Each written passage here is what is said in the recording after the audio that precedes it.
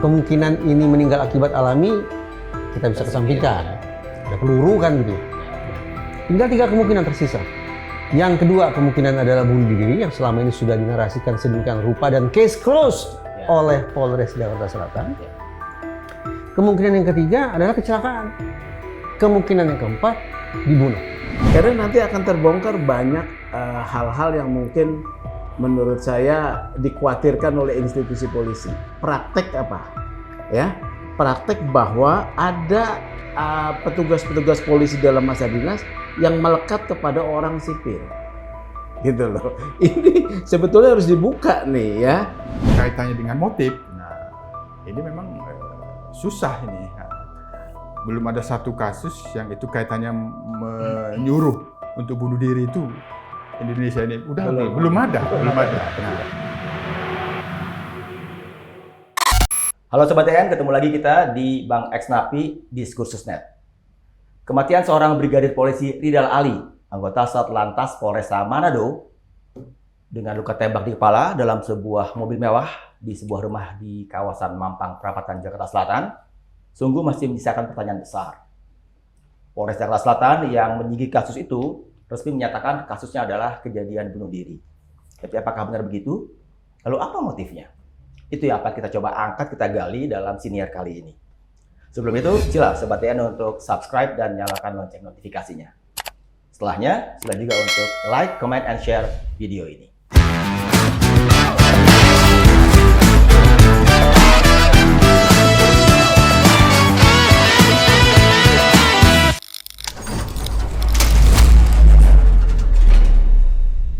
Sobat TN, sudah membersamai saya 3 orang narasumber. Saya perkenalkan satu-satu. Di sebelah kiri saya seorang pakar psikologi forensik, Bung Reza Indragiri Amril. Selamat datang, Bung ya. Assalamualaikum. Waalaikumsalam. Ada juga Pak Yusuf Warshim, anggota Komisi Kepolisian Nasional Kompolnas. Selamat datang, Pak. Selamat pagi. Dan Pak, Selamat pagi. duluan saya. Dan Pak Sugeng Teguh dari IPW, Indonesia Police Watch. Baik Bapak-Bapak, kita berangkat mulai, kita mengobrol-ngobrol di sini. Mungkin pertanyaan pertama ke Bung Reza dulu nih. Ini kan kasus kematian Brigadir Ridal Ali ini di Kamis 25 April 2024. Lalu kemudian Polres Jakarta Selatan yang menyidiki kasus ini kemudian resmi menyatakan bahwa kasusnya bunuh diri. Apakah Bung Reza setuju serta-merta dengan itu? Izinkan saya untuk ragu ya. Kenapa? Kalau kita mundur September 2023 juga ada seorang brigadir ajudan Kapolda Kaltara yang dengan situasi yang serupa yang kemudian disebut bunuh diri. Tapi kemudian Kapolri mengirim tim khusus untuk melakukan investigasi. Apa hasil investigasi tim khusus itu? Terus terang saya tidak tahu karena tidak terekspos di media.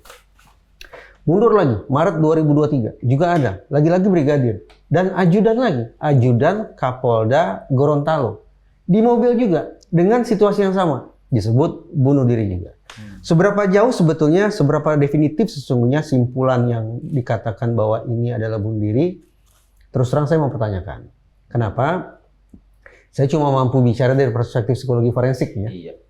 Bagi saya, tanpa maksud mengesampingkan disiplin yang lain, ketika kita bicara tentang situasi bunuh diri, ketika kemudian disiplin psikologi forensik tidak dilibatkan untuk melakukan otopsi, maka saya tidak akan menemukan sebuah simpulan definitif bahwa ini adalah bunuh diri. Dengan demikian, hitung-hitungan di atas kertas, 3 dari 4 kemungkinan lain tetap ada. Kemungkinan ini meninggal akibat alami, kita bisa kesampingkan. Ada peluru kan gitu ya. Ya. Tinggal 3 kemungkinan tersisa. Yang kedua kemungkinan adalah bunuh diri yang selama ini sudah dinarasikan sedemikian rupa dan case closed oleh Polres Jakarta Selatan. Kemungkinan yang ketiga adalah kecelakaan. Kemungkinan yang keempat dibunuh. Nah, karena saya tidak punya akses ke dalam situasi atau kasus ini, dan sekali lagi menurut saya sepanjang pemberitaan media memberitakan tidak dilakukan otopsi secara psikologi forensik, maka praktis bagi saya 3 kemungkinan itu ada. Dengan demikian, saya tidak bersepakat kalau kemudian Polres Jakarta Selatan mengatakan case closed. Bagi saya tetap ada setumpuk pertanyaan yang tidak terjawab. Akibat apa? Akibat sekali lagi tidak dilakukan otopsi secara psikologi forensik. Tapi bahwa autopsi itu tidak dilakukan atas permintaan keluarganya. Begini, otopsi itu ada dua jenis ya, paling tidak ada dua jenis. Masyarakat awam dan dengan segala hormat barangkali keluarga Brigadir RAT menganggap bahwa otopsi itu semata-mata otopsi kedokteran. Yang ya kalau kita ilustrasikan ibaratnya bedah, buka-buka tubuh jenazah gitu ya. Dan masyarakat kita menganggap bahwa tindakan sedemikian rupa itu seperti menciderai tubuh jenazah dan tidak sepatutnya dilakukan gitu ya, ada keyakinan seperti itu. Sementara otopsi psikologi forensik praktis tidak menyentuh tubuh yang bersangkutan. Yang coba dijamah, yang coba ditelaah adalah perilakunya. Nah, untuk menelaah perilaku sekali lagi tidak harus kemudian kita bersentuhan dengan fisik Brigadir RAT.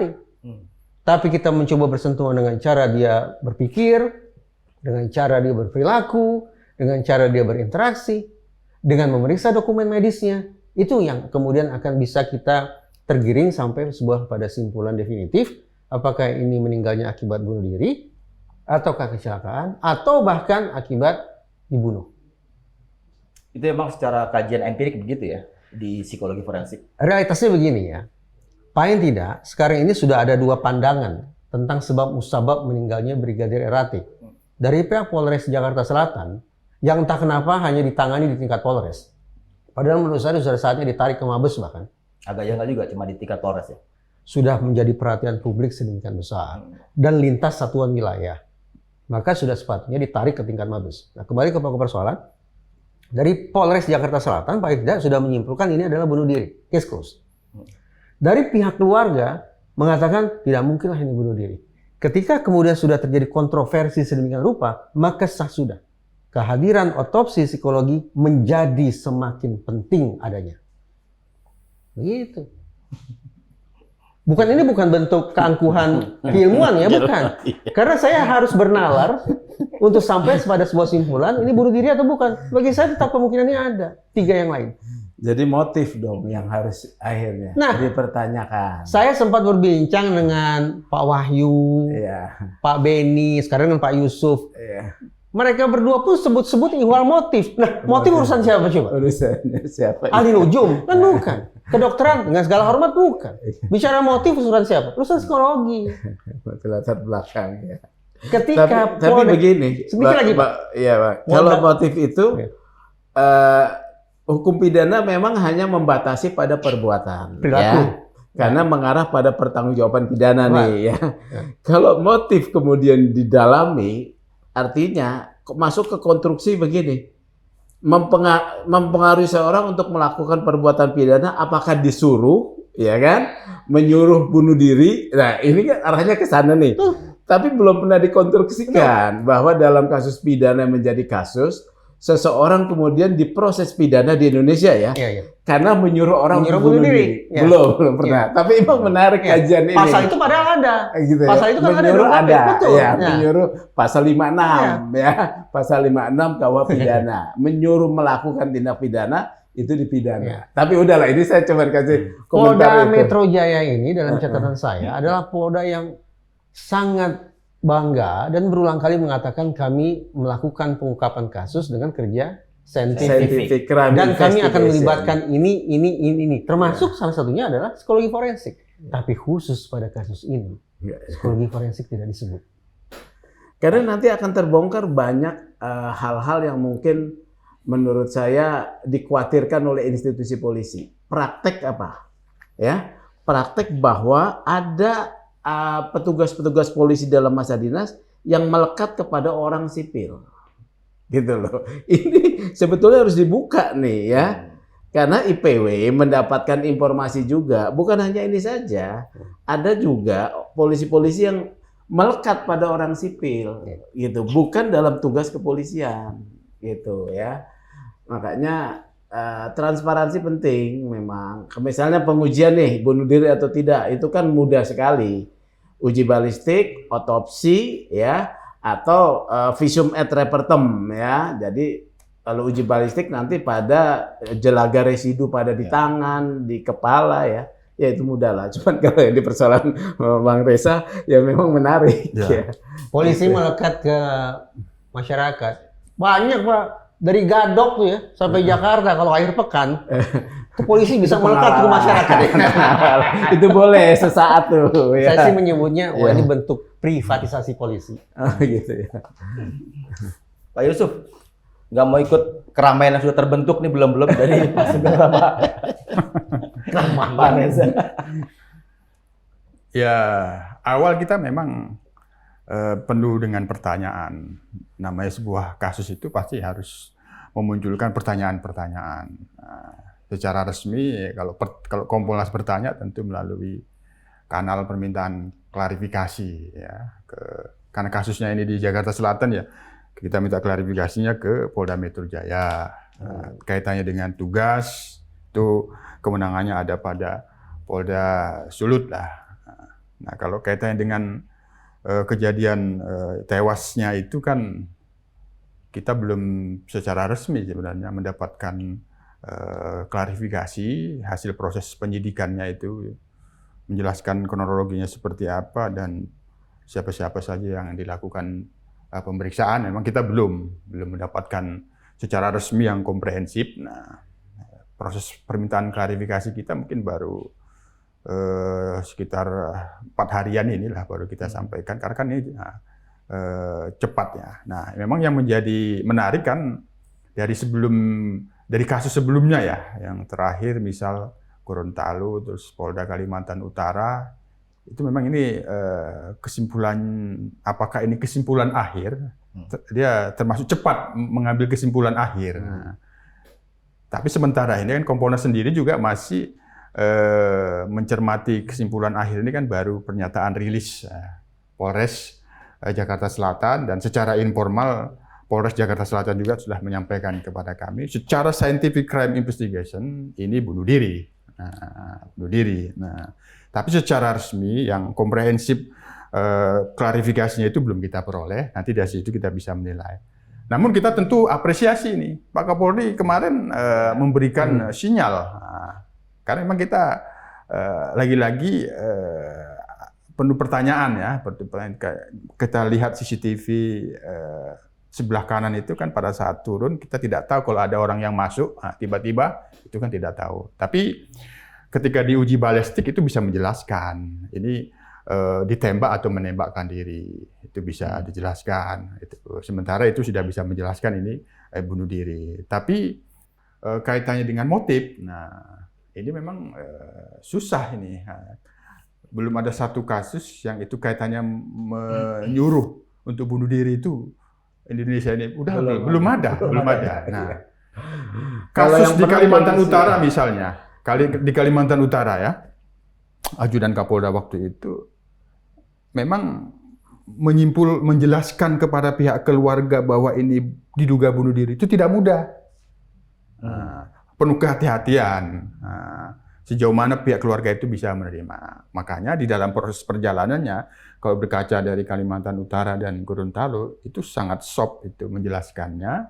Keluarga diminta datang untuk paparan gelar perkara, dilihat bagaimana proses itu terjadi, ada siapa pada saat dilakukan bunuh diri itu bisa dilihat sendiri dalam sebuah rekaman CCTV. Nah, ini agak berbeda memang. Seolah-olah kalau kita cermati dari CCTV, ada proses penurunan penumpang dan sebagainya. Itu kan seolah-olah kan sedang menyetir berjalan normal-normal saja ya. Melakukan aktivitas lain. Iya, satu kondisi yang dianggap normal saja, tiba-tiba terus dengar letusan, mobil nabrak sendiri. Nah, itu kan dalam proses masih rangkaian beraktivitas seperti biasa. Nah, kalau yang sebelumnya itu tidak seperti itu. Kayak misalnya kalau Kalimantan Utara sangat panjang itu rekaman CCTV-nya, aktivitas menyendirinya itu kelihatan gitu. Sangat terlihat aktivitas menyendirinya, mengambil keputusan untuk dirinya sendiri itu memang betul-betul dia sendiri. Nah, komunikasi dengan pihak luar itu ya di luar ruangan kamar dia gitu misalnya. Nah, kalau proses penyelesaian penanganan kasus bunuh diri yang sebelumnya itu sudah selesai, dijelaskan kepada pihak keluarga dan kita juga hadiri.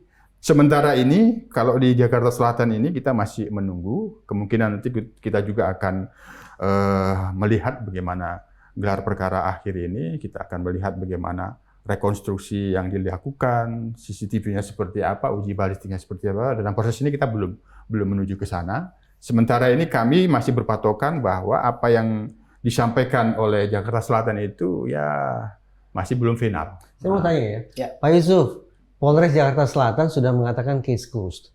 Sementara hari ini Pak Yusuf, Kompolnas mengatakan belum menerima penjelasan resmi dari Polres. Ya, Atau dari seluruh, pokoknya dari Polri belum menerima ya. Ini situasi yang wajar tidak? Bahwa kemudian sudah berhari-hari, case close pun sudah dinyatakan sekian hari lalu, tapi Kompolnas sampai hari ini belum juga menerima penjelasan resmi apapun. ya kan sesuai tadi yang saya sampaikan. Berbagai macam pertanyaan itu kan kita tuliskan dalam sebuah surat permintaan klarifikasi. Yang kami anggap resmi itu ya kalau sudah ada jawaban klarifikasinya, walaupun secara informal kan kita lakukan komunikasi juga dengan Kapolres Jakarta Selatan sudah menyampaikan kepada kita, tapi kan itu tidak lengkap gitu. Kesimpulan akhir bahwa ini secara crime scientific crime investigation ini bunuh diri. Itu sudah, cuman resmi jawaban surat Kompolnas itu yang belum. Itu yang saya maksud. Ada hal yang patut diapresiasi juga walaupun bagaimanapun. Ya. Saya teringat dalam kasus Sambo, itu kan Polres Jakarta Selatan ya. Ya. Kompolnas waktu itu kan kejeblos itu. Kompolnas langsung buru-buru menyimpulkan Awal. benar nih hasil investigasinya. Tapi kali ini ya Kompolnas menunjukkan kehati-hatian. Pada titik itu saya berikan apresiasi, serius. Harus. Serius. Iya, pengalaman. Jangan jadi humas Polri juga kan. Iya. Kalau ada alasan-alasan yang sifatnya lebih personal dari keluarga Brigadir Ridal Ali ini, sebutlah salah satu namanya Hisni atau istri gitu ya, bilang bahwa nggak mungkin sang brigadir itu bunuh diri karena masih punya anak 3. Dengan 3 itu di bawah 10 tahun, 7 tahun, 5 tahun, dan yang terakhir masih yang di bungsu itu 3 bulan. Bisa nggak diterima nih? Ya, yang kasus sebelumnya juga seperti itu. Dari pihak keluarga itu belum bisa menerima. Makanya perlu kehati-hatian ketika menyampaikan. Nah, makanya kan di Kaltara misalnya, itu kesimpulan sementara. Bagaimana penjelasan lengkapnya, pihak keluarga itu dihadirkan. Dilihat langsung bagaimana proses penanganannya, termasuk alat buktinya seperti apa, CCTV-nya ditunjukkan langsung, untuk mengambil kesimpulan apakah pihak keluarga melihat ini bunuh diri atau bukan.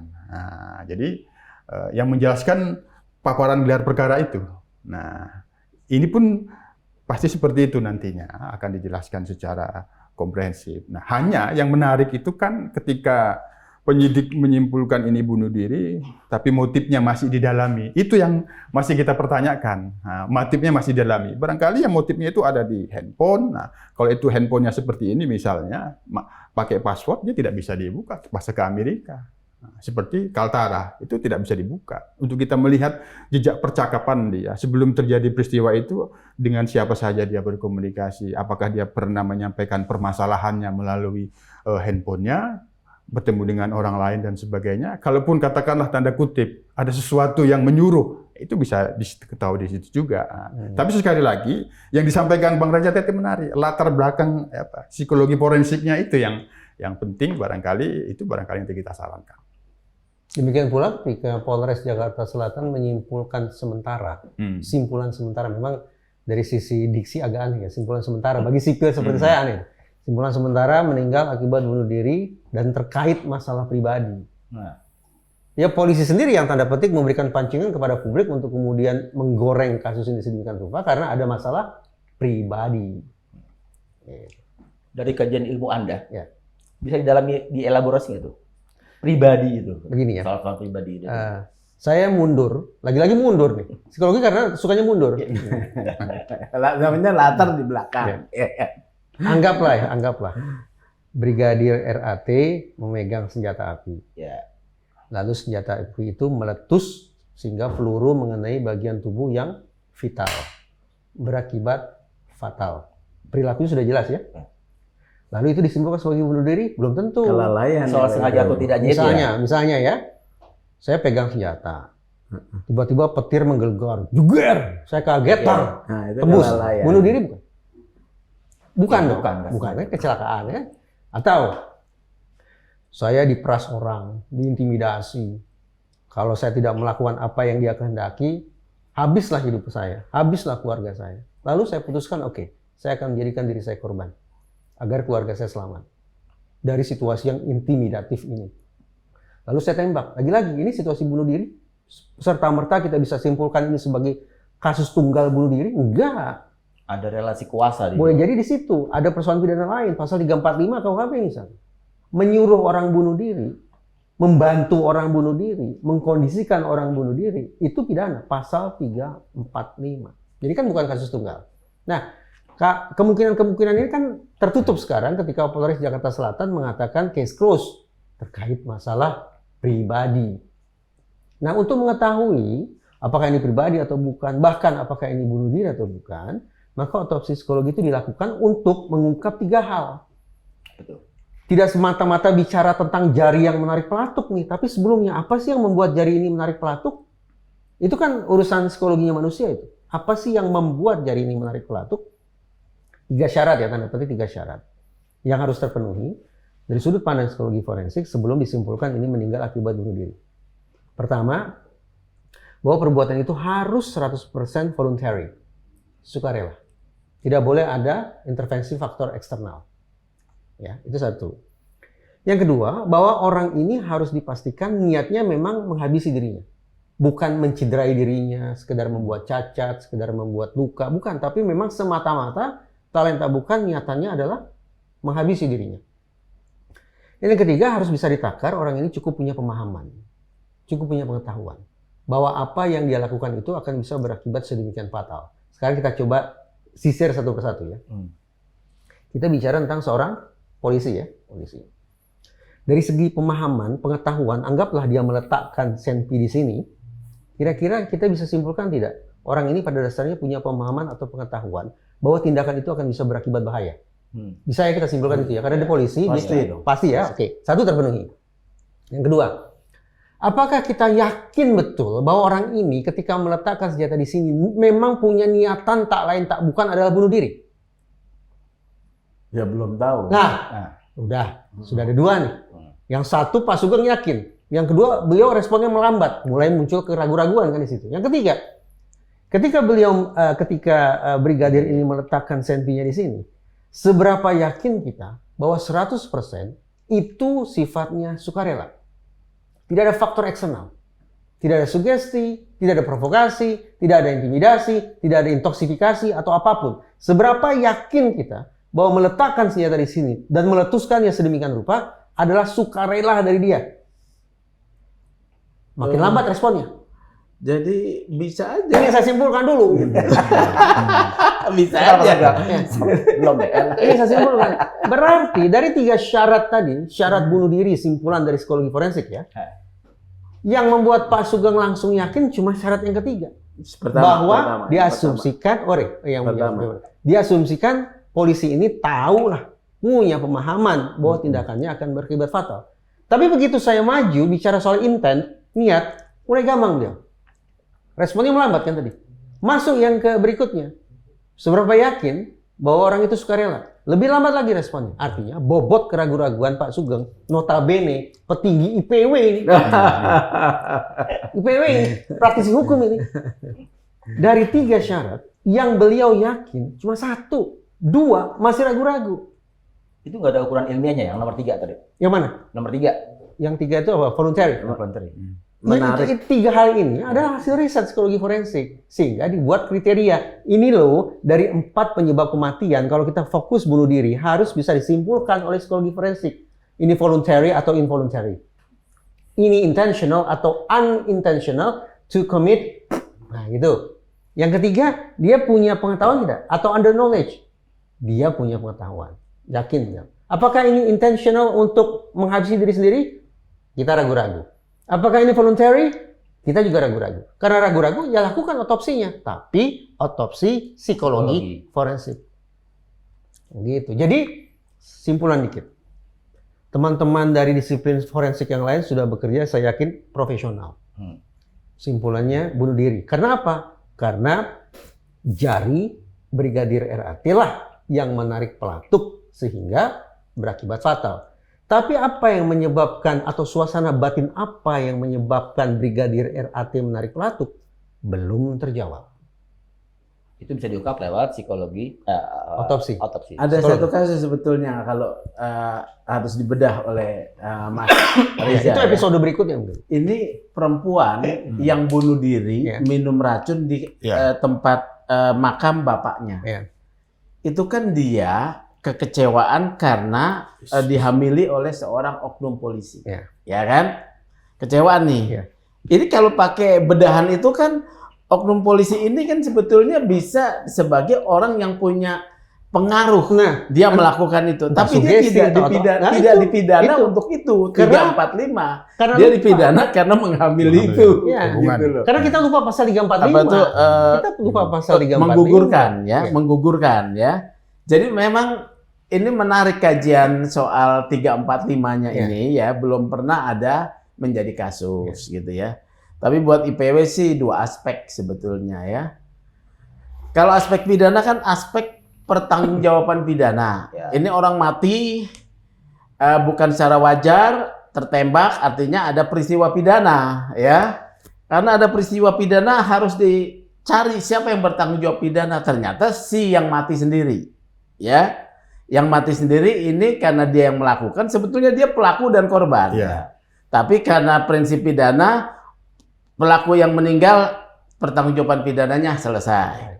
Beda apabila yang kasus orang bunuh diri sekeluarga tuh, yang loncat. Hati-hati, itu jangan disebut bunuh diri satu keluarga itu. Nah, Dari makanya. perspektif anak bahaya itu. Nah, anak itu dibawa. Hmm. Bukan anaknya tidak sebetulnya. Anak dalam kasus itu Pak Sugeng. Iya, korban. Betul, harus dianggap sebagai Dia korban pembunuhan. Korban pembunuhan. Nah, ini menarik kan? Kan Pak Kapolri mau membuka lagi kasus. Kita membuat satu perbandingan. Iya. Anak dengan waktu dibawa itu dalam relasi kuasa dengan Betul. bapaknya kan? Maka anak ini korban. Kalau bapaknya masih hidup atau ibunya masih hidup, dia akan diminta pertanggungjawaban Iya. dua. Matinya anak dan juga percobaan dia bunuh diri. Ini tindak pidana nih. Oke, ya. Maka kalau ini mau dibuka lagi, kan Pak Kapolri membuka kesempatan membuka nih. Ya. Ini kembali kepada proses pembuktian, aspek pertanggungjawaban pidana pertama tadi, ya. Oke lah, silakan dibuka. Kalau dari sisi saya ya, saya kan memang backgroundnya pidana ya. Ini kasus sudah selesai dari sisi pertanggungjawaban pidana terhadap si korban dan juga dia pelaku. Yang belum selesai adalah mungkin soal motif. Ya. Kalau ditarik-tarik lagi, apakah ada pengaruh latar belakang ini membuat dia bunuh diri, mau dikonstruksikan sebagai pertanggungjawaban pidana, ya mesti didalami ya. Tapi yang menjadi penting adalah kita memang setuju dengan Pak Reza ya, kita tidak pernah mendapatkan penjelasan tuntas dari Polri terkait beberapa peristiwa bunuh diri yang dialami oleh anggota Polri ya. Itu tidak ada penjelasan tuntas, menurut Bapak intensional nggak? Penjelasan Artinya ada yang ditutup-tutupi untuk ada yang ditutupin dong. Apa Kalau dia motifnya? bisa menutup, ya mungkin institusi polisi bisa malu kalau oke, ketahuan ya. itu dia. Tapi kalau mau menutupi kemudian bisa mencegah yang lain bunuh diri, nggak ada soal. Ya.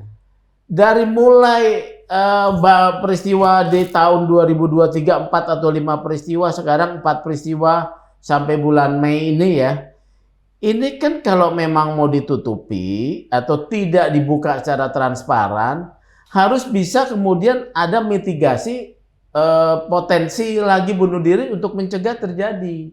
Kalau tidak harus sampaikan kepada publik ya bahwa ini sebabnya oleh ini ya. Motif tadi apakah persoalan keluarga. Karena saya tadi membaca kronologis ya. Yang krusial tuh 1 menit 29 detik ya dari timeline yang dari CCTV ya. 1 menit 9 detik dari seluruh rangkaian 5 menit. Nah ini yang agak menarik tuh kajian psikologisnya. Jadi turun, kemudian dia memarkirkan, kemudian dari pergerakan mobil terakhir sampai berhenti terakhir 1 menit 29 detik terjadi letusan senjata. Cepat gitu ya. Padahal dia baru ketemu orang. Ini yang harus dijelaskan. Mengapa itu terjadi? Ya, ini harus disampaikan. Apakah masalah keluarga? Apakah diomelin sama majikannya? Masa diomelin dia itu?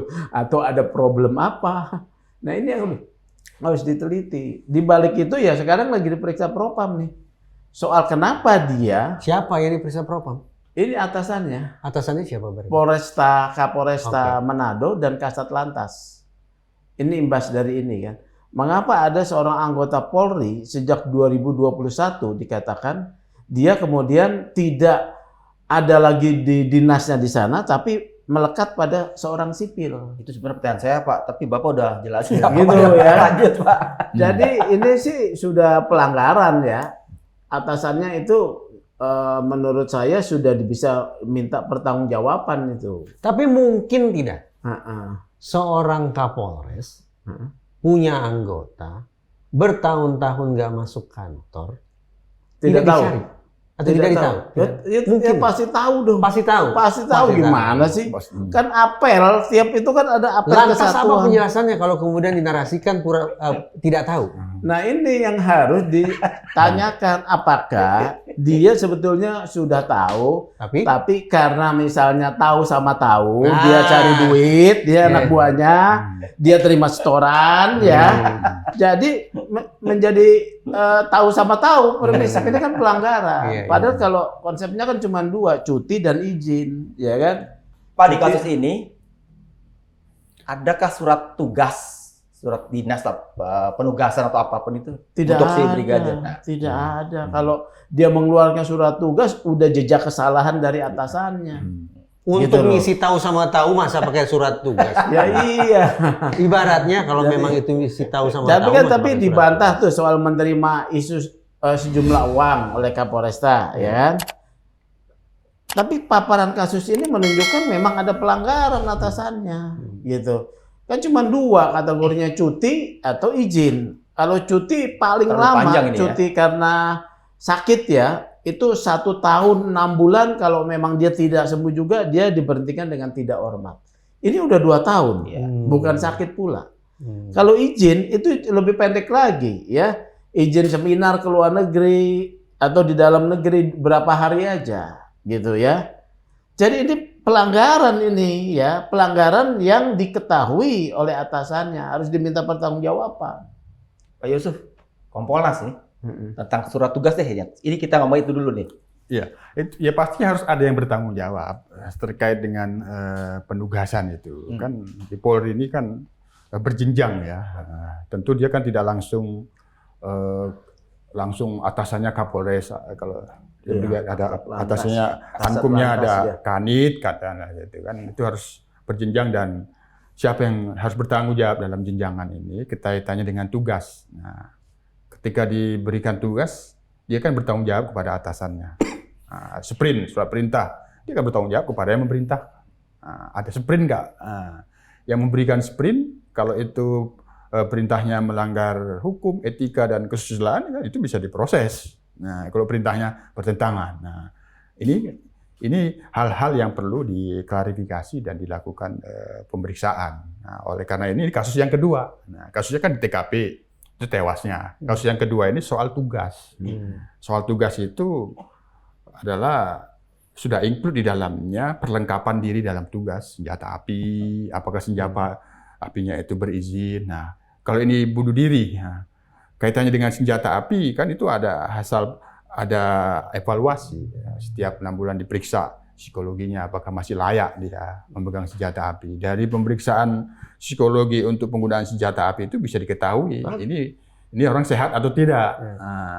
Kalau pemeriksaan tes psikologi untuk kepemilikan senjata bisa dihengki-pengki nggak, Pak? Ya kalau kasus Sambo itu menjawab itu hengki-pengkinya. Jadi dalam kasus Sambo itu kan ada persoalan izin senjata api juga yang bermasalah, yang itu dilakukan proses pemeriksaan yang melibatkan orang yang memberikan izin itu kan diperiksa juga. Itu kan ada kena sanksi etik juga pada waktu itu. Nah, ini yang perlu kita garis bawahi soal tugas di luar struktur Polri, itu nomenklaturnya. Di luar struktur Polri itu jelas itu ada perkapnya itu nomor 1 tahun 2013.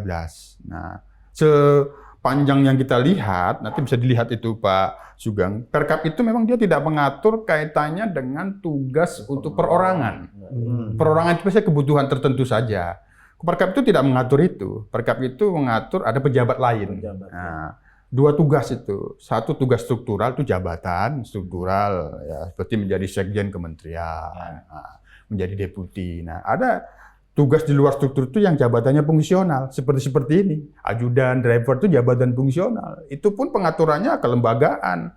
Lembaga negara, baik dalam negeri maupun luar negeri. Kalau itu kedutaan besar kan, nah itu. Jadi tidak perorangan. Nah biasanya kalau perorangan itu kebutuhan tertentu ya pengawalan, ada ancaman kejahatan, kaitannya dengan penegakan hukum. Oh saya lagi membawa uang ini perlu dikawal. Nah apakah seperti ini? Nah tentu itu juga temporari, kebutuhan tertentu itu kan tidak berlama-lama. 2 tahun membutuhkan tertentu terus 2 tahun itu kan tidak mungkin. Nah ini tentu materi-materi yang menjadi pemeriksaan propam. Ya ini kita dorong agar persoalan tugas ini harus tuntas. Pasti ada yang bertanggung jawab. Tidak mungkin tidak ada yang bertanggung jawab kaitannya dengan pemberian tugas. Apakah berizin atau tidak? Apakah tugasnya itu suka-suka hati dia tanpa izin atasan? Nah, itu juga bisa menjadi masalah di atasannya. Karena di Polri juga kan ada pengawasan melekat. Pengawasan melekat itu kan atasannya. Nah, tapi kan di kasus ini nggak ada surat tugas itu ya ke brigadir. Ada surat tugas atau tidak tugas, harus ada yang bertanggung jawab atas keberadaan yang bersangkutan di Jakarta Selatan itu, kalau dia terdaftar tugasnya itu di Manado. Harus ada yang bertanggung jawab. Tidak bisa lepas begitu saja. Nah, itu. Sekarang kita masuk kepada siapa selama ini Brigadir RAT bersama-sama. Nah, ada seorang pengusaha, Indra Permana ya kalau saya namanya. Tapi Indra tegas-tegas membantah bahwa Brigadir RAT itu adalah sopir atau ajudan dia. Nah, informasi yang lebih dalamnya gimana tuh, Pak? Ya, itu kan mudah ditelusuri oleh Propam nanti ya. Jadi dia RAT ini akan diperiksa sudah dalam konteks dengan Indra, apakah dia baru hari itu ya, atau katakanlah mundur sedikit cuman beberapa hari sebelumnya. Kemudian 2 tahun sebelumnya kemana? Ini kan sesuatu yang mudah. Itu bantahan sih boleh saja, tapi pasti akan ketemu ya. Kemudian ada Polwan, ya juga akan ketahuan nanti di sana. Ya. Polwan gimana? Polwan itu Polwan gimana maksudnya? Katanya kan ada isu dia menjadi pengawal Polwan ya. Pengawal Polwan ini dalam kaitan jabatan Polwan itu pangkatnya apa gitu ya satu. Kemudian tadi kata Pak Yusuf ya, kalau penugasan di luar struktur yang fungsional misalnya sebagai driver, ini mestinya pejabat gitu ya, pejabat pada satu instansi tertentu, misalnya ya di kementerian pada level-level yang memang tinggi ya. Kalau dia misalnya polisi ya, itu sudah ada kan pengawalnya masing-masing dari wilayah tersebut, gitu ya. Jadi menurut saya itu alibi-alibi saja. Sekarang persoalannya, apakah si Indra atau istrinya ini bisa diminta pertanggungjawaban apapun? Nah, pertanyaannya kan, ya, apakah pertanggungjawaban pidana, atau ada kesalahan apa? Ya, kalau saya lihat nggak ada dia salah. Kalau seorang misalnya sipil meminta pengawalan dan komandan yang memberi, bukan salah dia dong, dia meminta kan. Ya, yang salah komandan yang memberi sampai panjang 2 tahun katakanlah. Ya, jadi Indra sebetulnya nggak perlu khawatir. Yang dikhawatirkan justru penggunaan plat palsu. Ya. Itu. Ada kan penggunaan plat palsu yang plat DPR. Lagi diperiksa itu. Lagi diperiksa. Nah ini penggunaan plat palsu. Kalau dia pertanggungjawaban terkait pidana, ini belum nih. Kecuali kalau Pak Reza masih membedah dari sisi forensik ya, forensik psikologi. Nah, kita nggak tahu apakah sebabnya. Iya, kalau emang ada isu Polwan itu kan. Nah, kita sudah langsungkan itu Polwan itu. Ada media yang menulis itu istrinya Indra. Iya, ada isu nama Polwan nggak boleh disebut. Nggak tahu, belum ada. Sampai juga ke kita bahwa kata-katanya itu istrinya. Itu maka itu kita tanyakan ke Polda Sulut apakah benar. Nah, katakanlah memang ada Polwan di situ, ya pasti dia perwira lah. Pasti pangkatnya lebih di atas si brigadir ini. Apakah itu yang membawanya? Nah, apakah itu dibawa katakanlah oleh memang ada poluan itu yang membawa seorang perwira itu? Harus ada yang bertanggung jawab. Mengapa dia anggota Polres Manado ada di situ selama 2 tahun katakanlah gitu. Itu harus ada yang bertanggung jawab untuk menjelaskan itu. Apabila pertanggungjawabannya itu tidak bisa diterima secara etik dan hukum, ya harus dimintain pertanggungjawaban secara etik dan hukum. Desersi itu sebetulnya. Desersi. Kalau dalam ketentuannya dia 30 hari tanpa satu kejelasan ya, tidak berdinas ya, tanpa dasar yang jelas, itu desersi. Ya. Pecat tuh kalau desersi ya sih terhadap ridalnya ya, ridalnya ya. Dan ketika itu tidak dilakukan, lagi-lagi atasannya akan diperiksa. 30 hari tidak ada di lokasi dinas. Di sana di Polres Manado, di Lantas ya. Ini kasus yang menurut pemahaman data bapak-bapak yang mencermati kepolisian, juga kalau misalnya ada, baru pertama kali ada begini Pak? Atau ya banyak tapi ya kasusnya kasus spesifik. ini yang Setiap kasus ada yang bunuh diri ya spesifikasinya. punya ada spesifiknya. yang si Ridal. petugas polisinya itu Tapi kalau motif, nempel ke Ada orang, banyak. kalau motif, masyarakat. kalau itu masalah pribadi agak Itu sulit berat. itu. Kalaupun nanti memang masalah pribadi terang dan detail, agak sulit diungkapkan. Karena kan pasti ada pertimbangan pihak keluarga juga. Iya, menghormati ya. Ya. Pak, sekali lagi dari kasus-kasus sebelumnya, pihak keluarga itu awalnya itu tidak yakin, tidak bisa menerima dia itu bunuh diri. Apalagi kalau seorang istri, nggak mungkin gitu, nggak mungkin. Karena dalam tempo 1 hari kemarin masih berhubungan dengan saya, masih kontak-kontak kalau dia tugas di luar. Nah, tapi begitu nanti motifnya terungkap, kalau itu memang masalah pribadi, nah itu agak sulit disampaikan ke publik. Pasti ada pertimbangan keluarga juga untuk tidak diungkapkan. Kalau seorang polisi tadi katakanlah nempel bekerja gampangnya gitu ya ke bukan jabat publik. Kalau misalnya kasus ini benar Indra yang bukan siapa-siapa di sosok publik ya kemudian. Terus ada si brigadir RAT bersama dia sekian tahun pula. Ini kasus yang pertama kali ada, terus sebenarnya banyak tapi ya baru Yang terungkap muncul sekarang ke satu. permukaan baru ini ya. Jadi yang muncul ke permukaan ya. Ini sebagai satu bentuk pelanggaran tentunya ya. Karena polisi tidak boleh anggota polisi tidak boleh melekat pada orang sipil dalam waktu yang memang panjang. Tadi sudah dijelaskan, untuk kepentingan tertentu boleh. Pengawalan karena keamanannya, mungkin juga karena ada ancaman ya. Kemudian membawa uang kan itu permintaan pengawalan. Nah, ini baru terjadi, tapi saya tahu ya, IPW juga mendapat informasi ada pengusaha-pengusaha kemudian ada melekat pengawalan oleh polisi gitu. Nah, ini mungkin setelah kejadian ini akan terjadi nih pemeriksaan internal di polisi yang melekat kepada para pengusaha ditertibkan sementara ya. Sama ketika penggunaan rotator ya kan. Ya, setuju plat nomor yang kemudian bisa viral itu sementara ditertibkan, tiarap dulu gitu. Nanti sudah aman lagi. Ya begitulah. Kalau anggota DPR boleh dikawal polisi, Pak? Kalau anggota DPR nggak ada pengawalan. Dia cuma staf ahli kan. Oke. Yang dibiayai oleh negara. Kalau pengawalan itu tadi kebutuhan tertentu. Kebutuhan tertentu aja. Yang dari gadok tadi. Misalnya dia dapat ancaman ya. Sama kalau misalnya hajatan, itu kan bisa dikawal lantas itu. Tertentu itu maksudnya. Tidak sampai 3 hari, 4 hari itu bukan hajatan. Sama itu kayak sekuritas ngantar uang di bank ATM. Iya, itu kan itu ada kebutuhan polisi tertentu. Atau LPSK kan ada yang di polisi juga kan. LPSK. Habis tugas dia ngantar uang ke ATM itu balik lagi ke kesatuannya. Itu. Adakah informasi Brigadir RAT itu memang di BKO-kan? Nah, itu yang saya katakan Jakarta tadi. ini. Ya. Belum ada infonya, Pak? Itu Kalau istilah BKO pasti tidak ada. Di bawah kendali operasi ya, karena melekat kepada pribadi sipil pasti Nggak namanya bukan BKO. Kalau BKO itu pada dinas resmi gitu loh ya. Kedinasan yang bisa dipertanggungjawabkan secara hukum ya. Kenapa ya kalau terjadi kasus-kasus semacam ini di kepolisian kita itu aroma yang terendus tuh seperti aroma konspirasi gitu.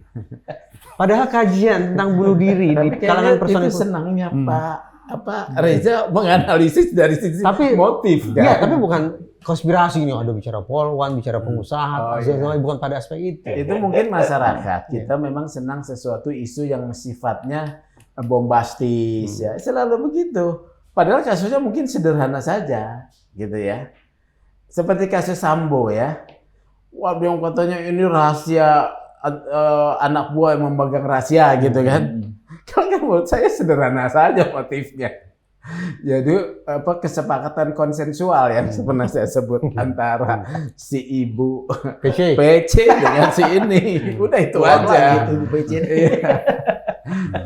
Tapi kan bukan bunuh diri itu. Bunuh diri.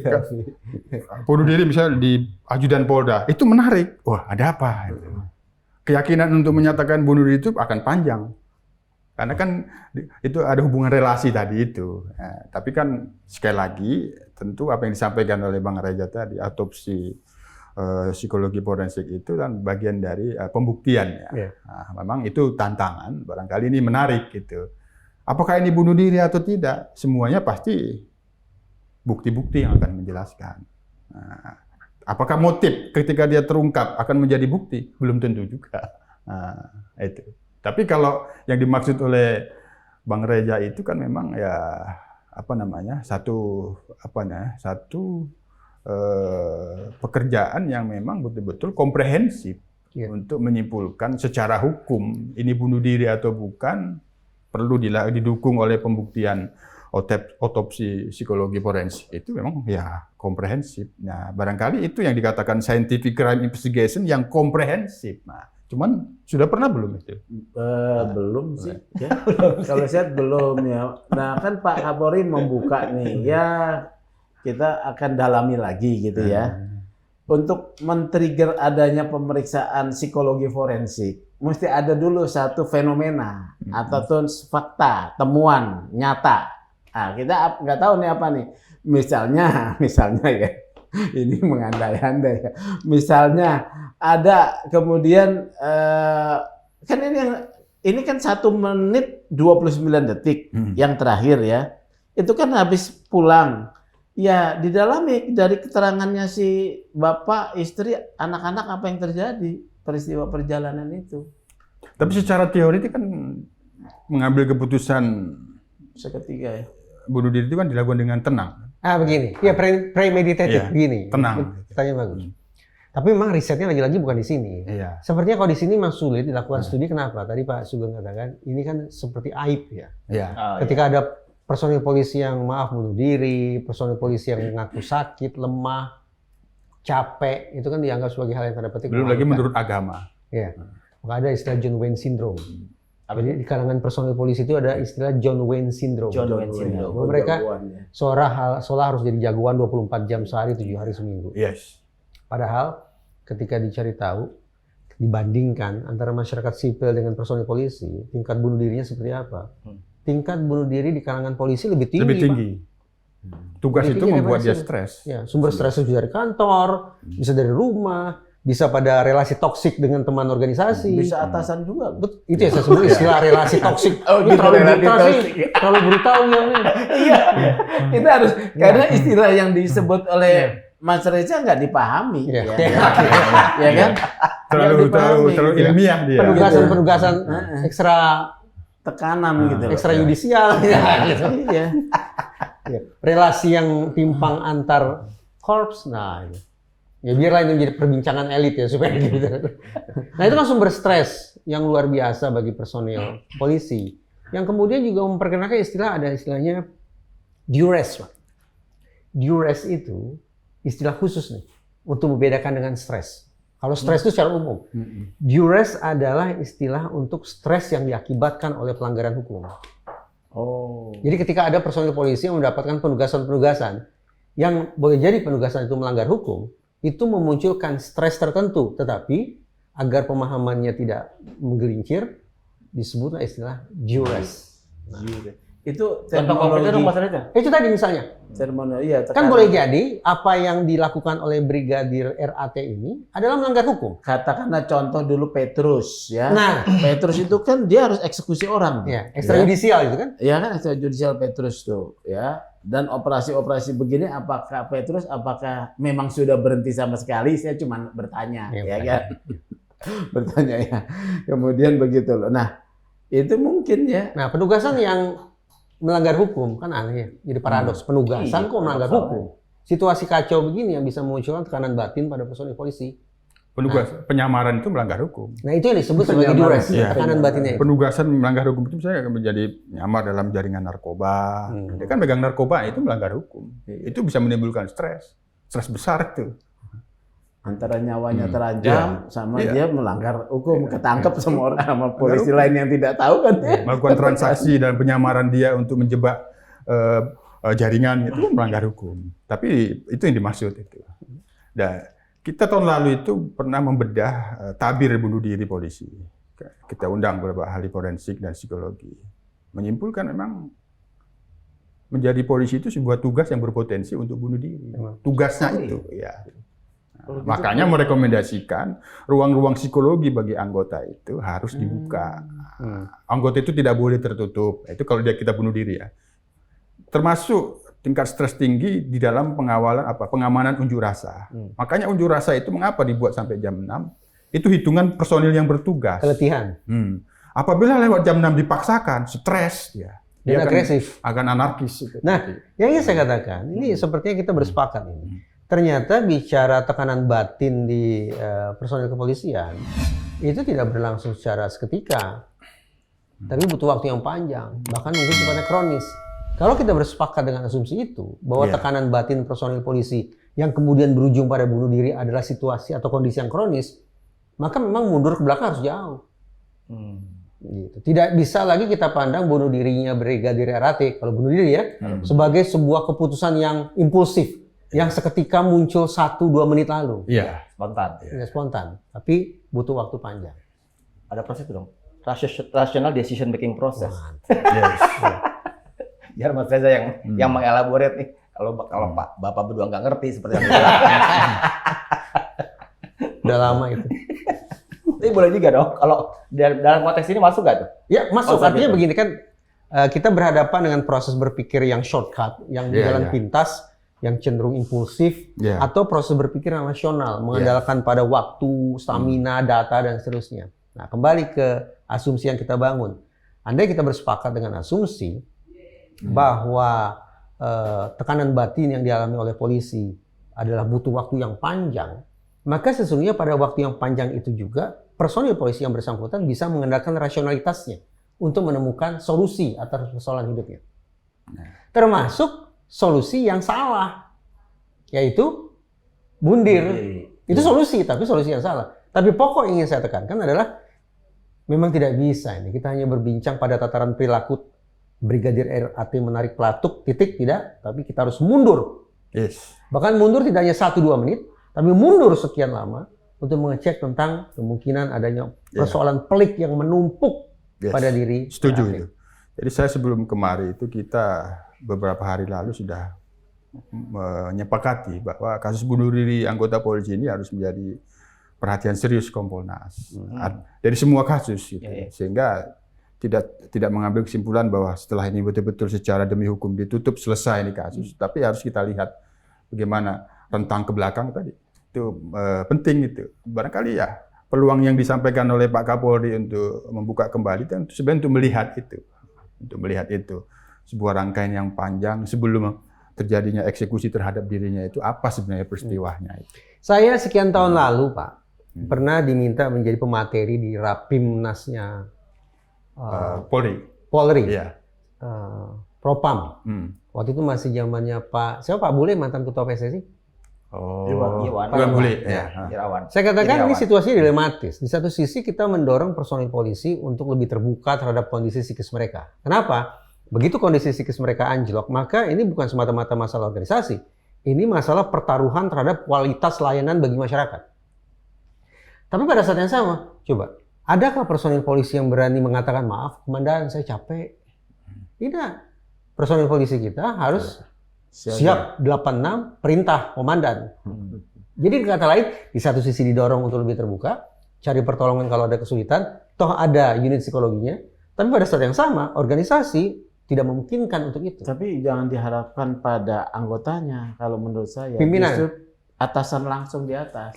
Yang memintakan pendapat pada psikolog, kondisi anak buah saya kok begini, kenapa? Jadi memang harus lebih didekatkan pada pimpinan punya tanggung jawab terhadap kondisi tekanan terhadap anak buah. Tapi kalau gitu komando nggak jalan ya. Ya, tapi ya ini kalau ini saya sebutnya polisi patriot. Polisi patriot ini tidak personal, itu sudah institusi. Polri ini sudah patriotisme, sebab dengan segala kekurangannya dia dipaksakan harus menjalankan tugas dan ekstra tugasnya. Misal dalam situasi COVID pandemi 2000 yang lalu itu ekstra tugas polisi luar biasa. Jadi banyak yang meninggal karena pandemi itu kan tidak hanya polisi juga banyak. Tapi ya dia berhadapan itu tidak mau, harus mengatakan siap, nah gitu. Jadi sangat betul itu sepakat. Tidak ada anggota ketika diperintahkan menyatakan saya istirahat dulu, Pak. Iya. Contoh lagi nih, terima kasih nih Pak Yusuf cerita. Pernah tidak terungkap data tentang berapa jumlah personil polisi kita yang sakit dan meninggal dunia akibat COVID? Tidak ada. Tapi kalau kita cek di negara lain, banyak data itu. Nah, tinggal lagi bagaimana cara kita menyikapi angka-angka itu ya. Kita ingin sinis, kita ingin suportif, atau seperti apa sebetulnya? Nah, terkait dengan kondisi psikologis, mental, jadi apa yang bisa disediakan yang lebih kalau sudah ada yang lebih diperbanyak gitu kan? Apa ruang konseling atau apa semacam itu? Ya, secara institusi ini harus betul-betul dibangun satu evaluasi ya. Tapi ya kadang dilematis juga. Dilematisnya? Polri ini kan di tengah-tengah masyarakat dalam situasi apapun dia tidak mau menunjukkan dirinya lemah, serba kekurangan. Harus mampu bertugas menjaga ketertiban, keamanan, melayani masyarakat. Padahal sesungguhnya serba kekurangan. Kan ini problemnya gitu. Yang kedua ya tadi itu dari segi kasus-kasus memang ruang-ruang psikologi untuk personil itu mampu membukakan permasalahannya itu harus dibuka. Secara kode etik sebenarnya kan sudah. Apabila kamu diperintahkan itu bertentangan dengan hukum susila dari atasan, kamu lapor kepada atasan. Tapi kan itu juga kultur itu tidak dilakukan. Menyimpan dalam dirinya sendiri. Akhirnya ya kasus Sambo itu. Karena dia simpan dalam dirinya. Kalau itulah salah satu fenomena ruang-ruang psikologi ini harus. Nah, jadi ruang-ruang psikologi yang ini harus diciptakan itu termasuk dalam hal kategori diperintahkan. Wah, ini saya ini bertentangan nih. Dia tidak mampu melawannya, ungkapkan secara psikologi kepada konseling-konseling yang disediakan. Itu. Dan tercatat, begitu tercatat di tim psikologi, tercatat ya, si A konseling, si B pengobatan, siap-siap karirnya mentok. Itu. Karena disebut penyakitan kan berarti. Lemah ya dibilang. Iya, lemah nih, polisi lemah ini. Sama seperti personil-personil yang bertugas di lapangan. Itu mereka itu apabila sudah tidak lagi bertugas di situ, baru ketahuan dia sakitnya. Bertugas di lapangan tidak pakai masker, di situ dia tidak merasakan sakit. Setelah tidak dia bertugas di situ, baru dia merasakan sakit. Tapi kan situasi pada waktu itu tidak mau ditunjukkan bahwa saya lemah. Harus kuat. Tugas di lapangan itu, kalau tidak ya ketertiban lalu lintas tidak berjalan baik. Lumayan kalau cuma sakit, tanda petik lumayan. Yang lebih parah, si personil ini mencari jalan keluar dengan apa? Pakai doping, main narkoba. Apakah itu salah? Jelas salah. Tapi boleh jadi, kalau kita cari tahu kenapa kemudian ada personil polisi yang pakai narkoba, alasannya masuk akal, barangkali loh ya. Karena saya tugas banyak, stamina saya terbatas. Agar saya bisa menyelesaikan tugas, berarti memenuhi ekspektasi masyarakat dan perintah komandan, ya saya harus pakai doping. Semakin pelik kan? Iya. Karena itulah, karena dikatakan iya, karena itulah, saya tidak sepakat Pak Yusuf, Pak Sugeng dengan penyebutan kata oknum. Di telinga saya, sebutan oknum itu adalah cara lembaga untuk berlepas tangan dari masalah yang dimunculkan oleh personil mereka. Jadi apa istilahnya dong? Ya personil. Padahal boleh jadi personil itu akar persoalannya tidak terlepas dari seberapa jauh lembaga sudah memperlakukan mereka. Institusinya. Iya, institusi. Jadi jangan lepas tangan kalau juga itu dengan sedikit-sedikit menyebut oknum-oknum. Kalau itu oknum. pendekatannya strukturalis, ya, tapi kan bisa konstruktivis juga, ada hubungan aktor dengan struktur. Iya jelas. Ya itu. Saya masih punya waktu ya, sekitar 2 menit. Bolehlah siapapun Ya. yang ingin memberikan ini, kunci dari persoalan yang Brigadir RAT ini, yang punya data lebih dalam, yang juga belum dengar publik. Pak Sugeng? Kalau saya sih begini ya, kan kita menghendaki institusi Polri dan personil Polri ini baik-baik saja, ya. Terkait dengan soal kondisi kejiwaan, atasan langsung yang harus mendeteksi kondisi kejiwaan anak-anak. Buahnya. Karena si personil itu sendiri dia mungkin tidak dalam kondisi untuk bisa memperbaiki dirinya, ya, gitu. Sepakat nggak, Pak Yusuf? Ya, kalau apapun peristiwanya, selalu yang kita dorong itu adalah profesionalisme, transparansi, dan akuntabilitas. Baik di dalam penanganan kasusnya maupun di dalam hal-hal untuk melakukan evaluasi. Peristiwa kasus bunuh diri Brigadir ini kan tidak hanya persoalan dengan keluarganya, persoalan dengan tugas yang diberikan atasan atau tidak, tapi ini persoalan bagaimana kasus ini dilihat dan disorot oleh publik. Publik pasti memerlukan informasi dalam rangka untuk tetap membangun trust kepada Polri. Oleh karena itu, penyelesaiannya harus bisa memberikan penjelasan kepada publik. Itu yang paling utama. Mas Reza? Ketika Brigadir Yosua yang meninggal dunia, masyarakat geger. Ya. Brigadir RAT meninggal dunia, kita juga gempar sampai duduk di sini memperbincangkan itu. Tapi saya yakin, atau kuatlah dugaan saya, bukan hanya masyarakat. Internal Polri pun, sesama brigadir pun, boleh jadi mereka akan berpikir satu sama lain. Ini sebetulnya posisi kita di mata lembaga seperti apa ya?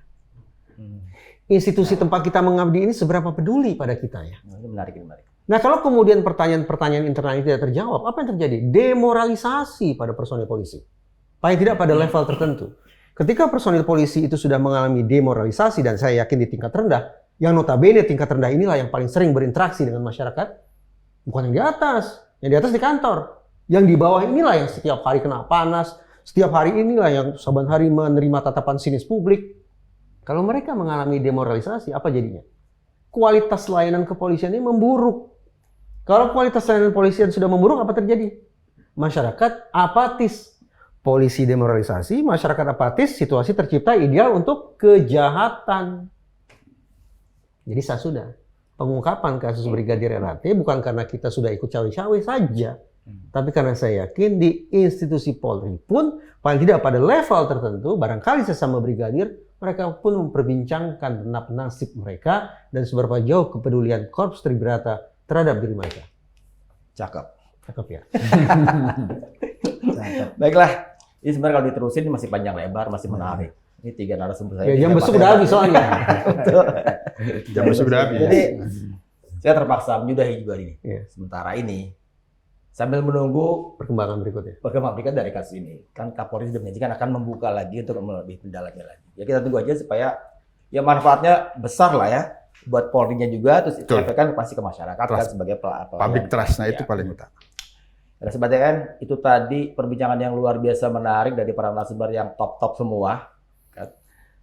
Ikuti terus, pantengin terus Diskursus.net, karena kita juga selain punya Bang Eksnapi, di program ini juga punya program Open Minded dan juga Mimbar Bebas. Sementara sampai sini dulu, saya pamit. Tabik.